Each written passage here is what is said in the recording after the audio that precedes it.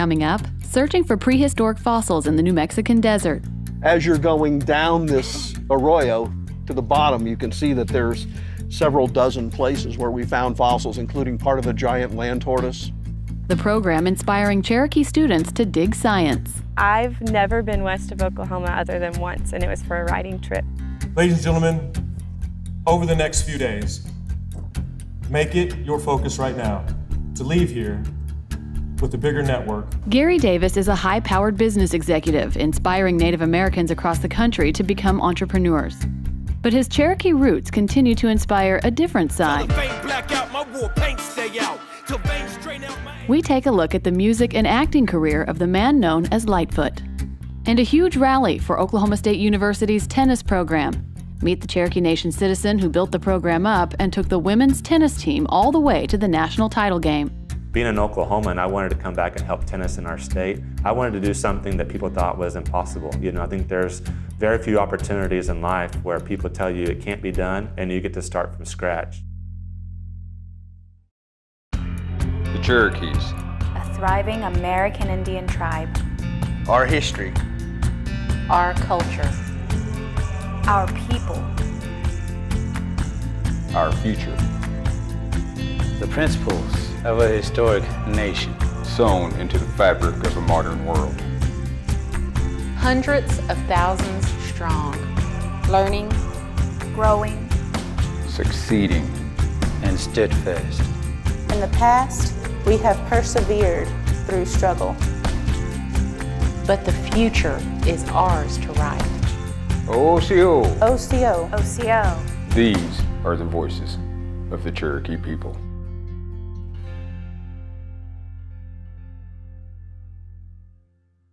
Osiyo, I'm Principal Chief Bill John Baker. Welcome to the Cherokee Nation and OsiyoTV. This is how we share our culture, our heritage, our history, and our language with you. Wado.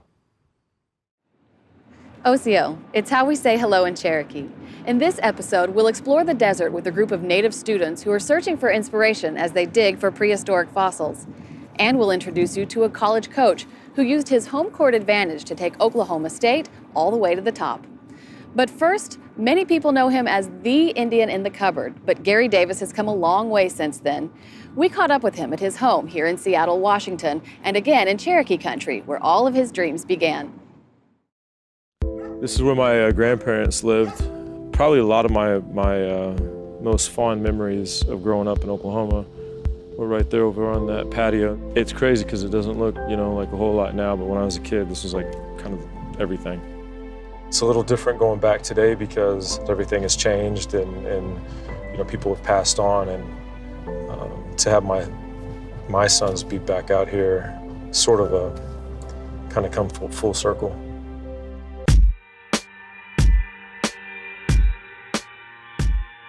My name is Gary Davis, also known as Lightfoot. So I started rapping in Oklahoma. I mean, people are like, well, Indians don't rap, you know, you can't do that. I've come out of the gate almost in that space with people saying you can't do that. You know, just in general, in society, Indian people are this. And I rebel against that to the fullest. You know, long story short, it fuels my fire. I would, in Tulsa, be sitting there, and because I didn't have money to get instrumentals, I would turn on the classical station and I would write stories and ideas to this music because it didn't have any vocals. And that may be a very unique way to come up as a rapper, right? Again, it goes back to, hey, you know what? Where there's a will, there's a way. Till the fade black out, my war paint stay out. As a rap artist, I have 11 albums with another album coming. I have several different awards for that music, including Best Male Artist and Artist of the Year. I have toured throughout the United States and as far away as Rome, Italy.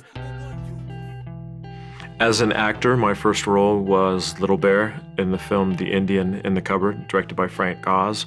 One day, maybe who knows, if I ever were able to do something that would get me to get an award, they go, oh, look, there goes the Indian in the Cupboard getting an award. It's just one of those films that I don't think I'll ever not be that guy. And then I went on to do other films such as Mortal Kombat, Annihilation. I played Nightwolf. I played Hiawatha in the Song of Hiawatha.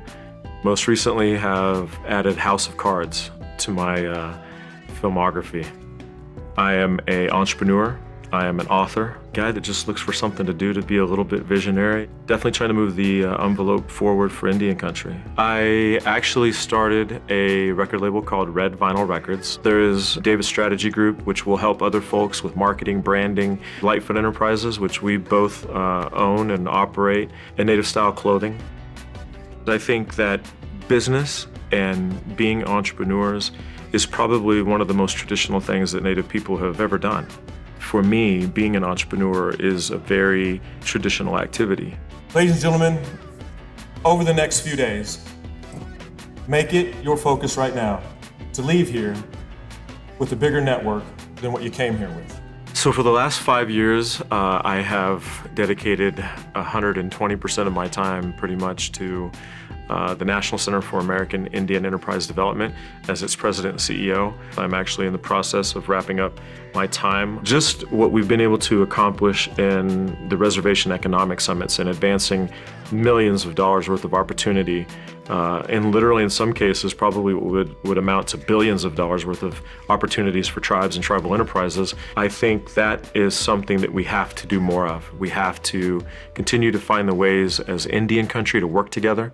And it's been an honor to be in that position to help guide that and push it forward. When I get back to Oklahoma now, my sister still lives there, and I'll go out and see the family. I'll go visit my grandparents in Claremore at the cemetery. You know, as this new era of my life starts to come, forward and unfold, that's one of the things that I think is probably one of the biggest blessings of all, is being able to spend time with your family and, grow something with your family and do good. I think that's really what could be more exciting than that. Me being Cherokee and representing that now across Indian country and around the world, it's been one of the things that is at the core of everything that I do. Has it been easy? No, absolutely not. But has it been worth it? Absolutely. Seeing my father, my grandfather, and everybody working together, I saw everybody contributing. Nobody questioned it. Nobody said, oh, it's too late or I'm too tired. They just got in and made it happen. I really think that was a big part of my growing up, is seeing people contribute to make something bigger than themselves happen and not let situations get you down. So absolutely, I stand on his shoulders. I stand on my father's shoulders. And you're passing that on to your boys? Yeah.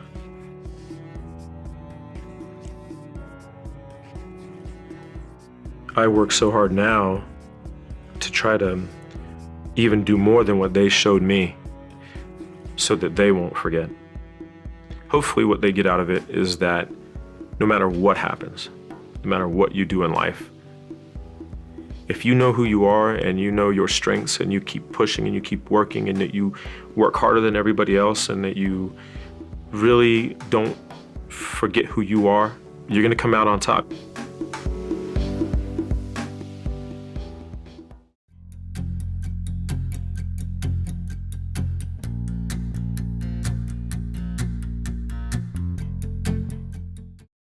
Native Explorers. It's a summer program developed by a college professor to get Native students more interested in science.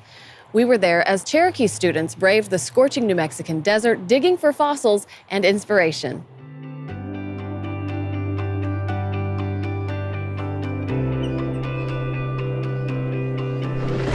Oh, that was close. That was close.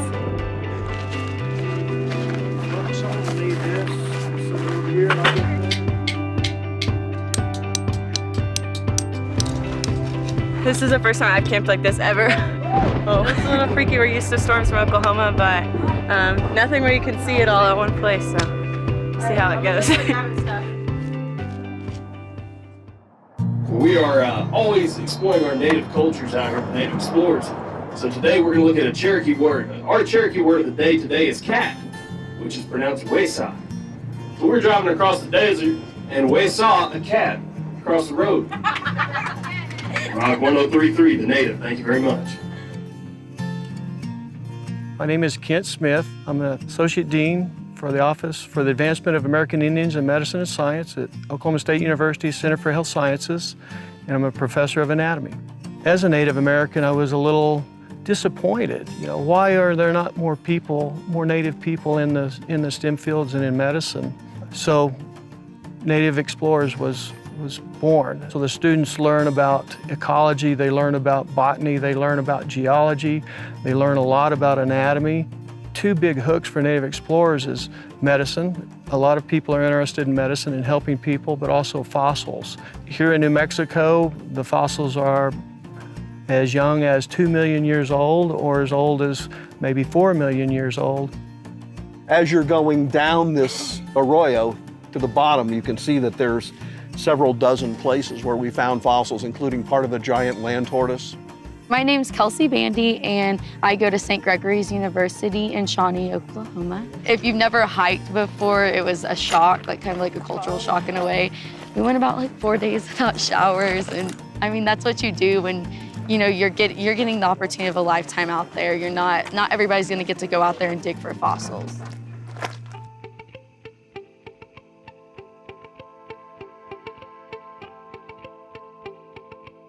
My name's Emma Kincaid, and I'm a Native Explorers participant. The first couple days we drove up here, it was more of a bonding experience. I've never been west of Oklahoma other than once, and it was for a riding trip. I want to practice occupational therapy for Cherokee Nation. My undergraduate studies are in speech pathology, and then I want to eventually get my master's in occupational therapy and work in pediatrics. I think last night was the first night that I really just got to sit down and think about how vast the landscape actually is and how much respect it deserves. One of the biggest things I've learned as a Native person is to be a good steward of the land, and I don't feel like I can truly do that without being out here and learning more about what there is to protect and what there is to rejuvenate. All these fragments, there's one by your knee, these are all bone. So we're getting in the right layer. That fossil that you can see right there is the first one that I've seen that I can actually identify that we're going to collect and record data on. So we're looking at the main part of the support structure for this little three-toed horse called Nanippus, N-A-N-N-I-P-U-S. And this group called the three-toed horses, this is the youngest one known anywhere in the world. So right before the beginning of the Ice Age, and that's when these guys had their last hurrah, and then they disappeared. We actually stumbled upon a land tortoise that was native here, and we started to see like almost an entire piece of a shell coming together. And when you start finding pieces by removing the earth and looking for specifically the colors of material that they tell you to, and look for the pores and the different striations, then you start to learn more about the animal itself. So that was neat to actually finally feel a fossil and put it together. Kind of a nasty way to tell if they're bones or not. What you do is you lick them actually, and they stick to your tongue, and that's how you can tell the difference between a rock and a bone. So that one, just by looking at it, you kind of think it's going to be one of your long bones, but Nick, who's one of the professors here with us, actually told me it's actually the end of a rib. Native Explorers goes beyond the classroom, because we're on a real scientific dig and expedition where fossils are collected, rocks are looked at, measured, identified. This information builds a story of the past so that we can present it at present to these students. This is our 7th expedition. We've had nearly 70 students participate. We've had hundreds apply from across the country. I'm a biomedical science major. I would like to go to med school and become a family care physician in possibly rural Oklahoma or anywhere that's like underserved and they need help. That combination of community of Native students and the excitement and hunger everyone has to learn for science together is just all feeding our own creativity and innovation and ideas, and we're all just jotting down in our notebooks and getting excited about learning about science of all things. So.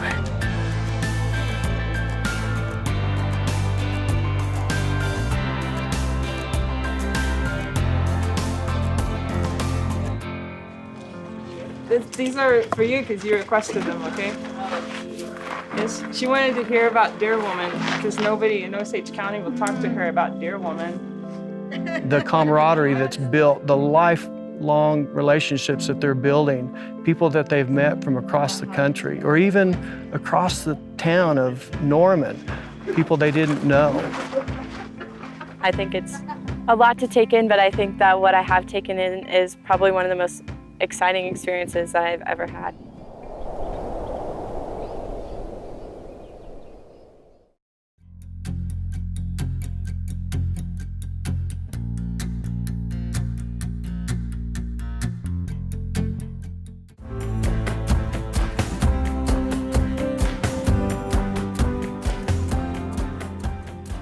Maydeen Waltrip first became aware of airplanes when she was 3 years old.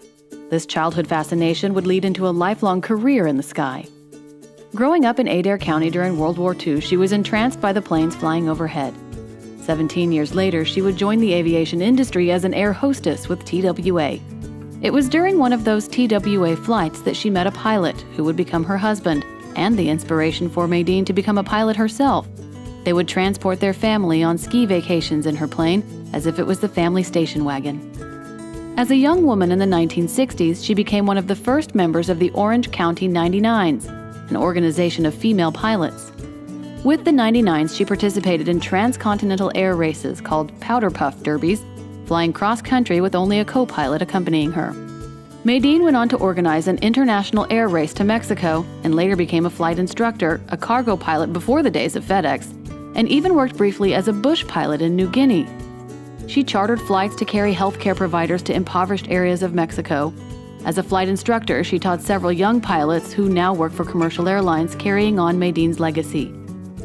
With her eyes always to the sky, she also dabbled in ballooning and ultralight aircraft and was once hired by the California Department of Fish and Wildlife to stock lakes with fish by dropping them from her airplane. On a trip to the Middle East, Maydeen was flying over Israel near the Lebanon border when she saw what looked like fireworks below her. As it turns out, what she witnessed was the first bombing of Beirut.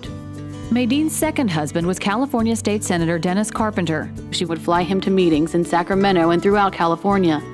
Among her other accomplishments, Maydeen was appointed the first woman to the California Civil Aeronautics Board. Though she was based in California, Maydeen maintained her Cherokee roots and frequently flew to her farm in Oklahoma, splitting her time there until the end of her life in February of 2005.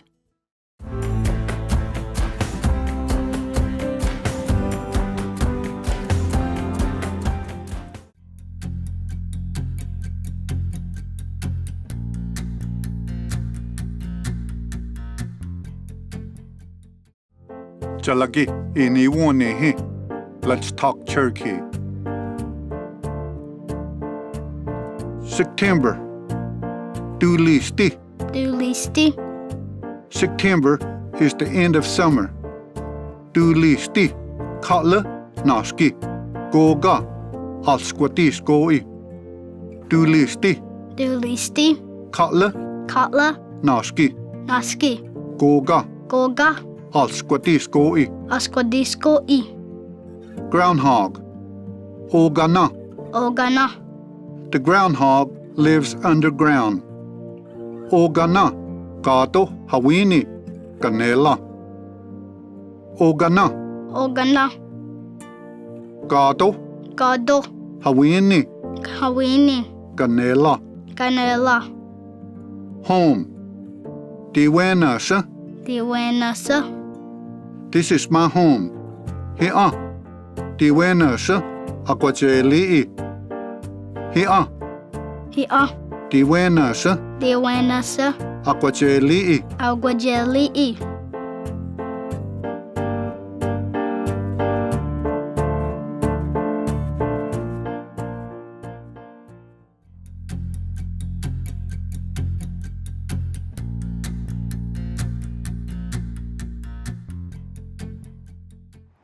Oklahoma is without a doubt a football state, but a young college tennis coach is proving our state has an appetite for his sport as well. Chris Young is a Cherokee Nation citizen and leading a tennis revolution at Oklahoma State University.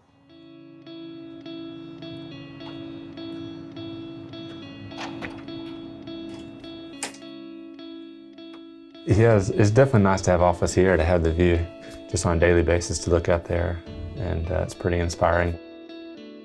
My name is Chris Young, and I'm the Director of Tennis and Head Women's Tennis Coach at Oklahoma State University.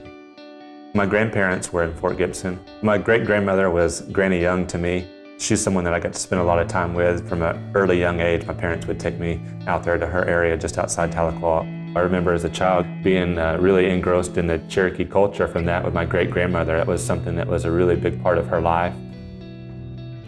Growing up in a family that moved around a lot, and it wasn't a situation where we were very affluent, so tennis was something, as I began to play, I really just had to do on my own.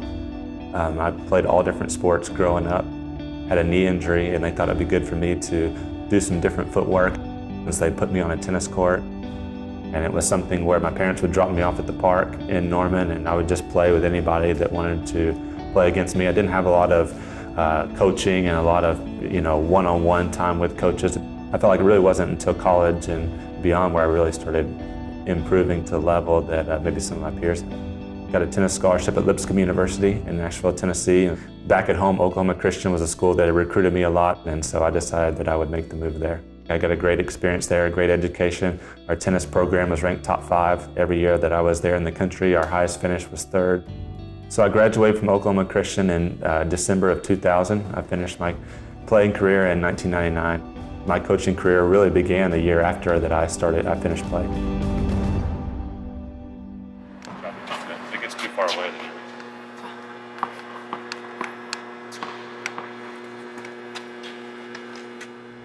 Good, good. But try just getting it a little bit more over your head. See if you can really get that kick out wide. There it is. When I left Wichita State to come to Oklahoma State, there's a lot of people that told me not to take the job, that people in Oklahoma don't care about tennis, people at Oklahoma State don't care about tennis, there's no facility for you to train at. Why would you go to a place that doesn't really care? They were thinking about cutting the tennis program here. They had a lot of things that had happened and just not a lot of success on the women's side in recent years. I think everybody can get a chip on their shoulder or find a challenge when people tell you not to do something or it can't be done. And so when I came here 7 years ago, it was the ultimate challenge. In our state, obviously football is king in a lot of ways. Being in Oklahoma, and I wanted to come back and help tennis in our state. I wanted to prove that Oklahoma tennis was something special, that people here could care about tennis, they could get passionate about a good product. And as an Oklahoman, I had a passion and a drive to come here and to do something special in my home state. I wanted to do something that people thought was impossible. I think there's very few opportunities in life where people tell you it can't be done and you get to start from scratch. And to do it in your home state and around people that you know and that care about you. When I came here, the program really didn't have a lot. We didn't have a facility. We didn't have a national ranking in the top 75. We had losing records. I think we had a lot of challenges and adversity that we faced throughout the year. So it was a big accomplishment for us to get to the point where we continued to break down barriers, and this season we took it all the way to the national championship.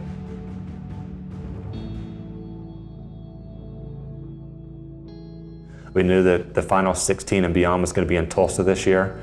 A lot of things could happen in a very special way, and it just seemed like everything came together at the right time. And we took on Georgia in the first round. We played really well against them and then moved on to the quarterfinals against Ohio State and won that match, and then beat the #1 team in the country, Cal, in the semifinals. And then we're able to play Stanford, which is the historically great power in college tennis, in the national final. So we lost to them 4-3 in a dramatic match, but for us to be able to play in a national championship, it's the highest finish for any women's sports team at Oklahoma State in the history, not just the tennis program, but the athletic department overall.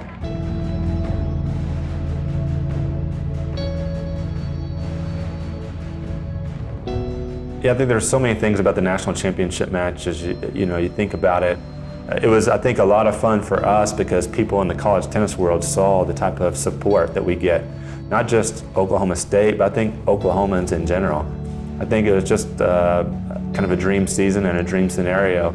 When it's your life and you put your life work into it and you invest so much into doing something like this, to now actually be sitting here every day when I come to work. It's awe-inspiring that anything is possible.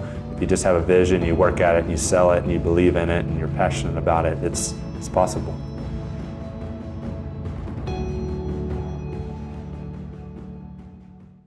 We hope you enjoyed our show. And remember, you can always watch entire episodes and share your favorite stories online at Osiyo.tv.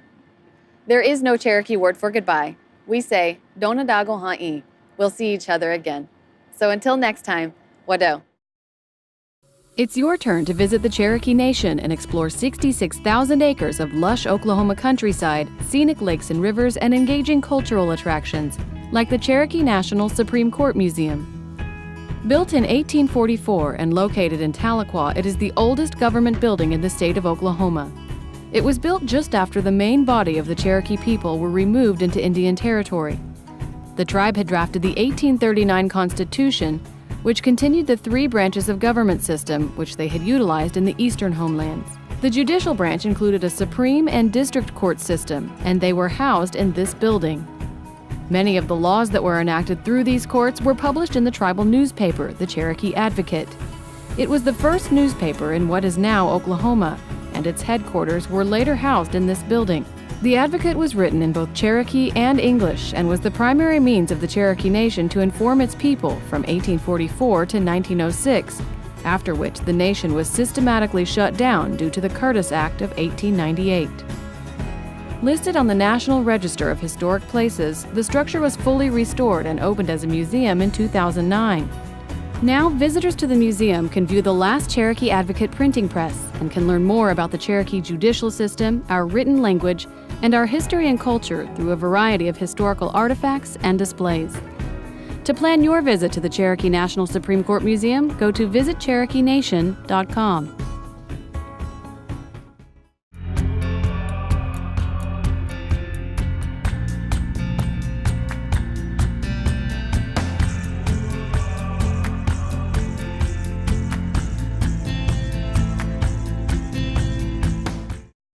In the Cherokee Nation, news happens every day.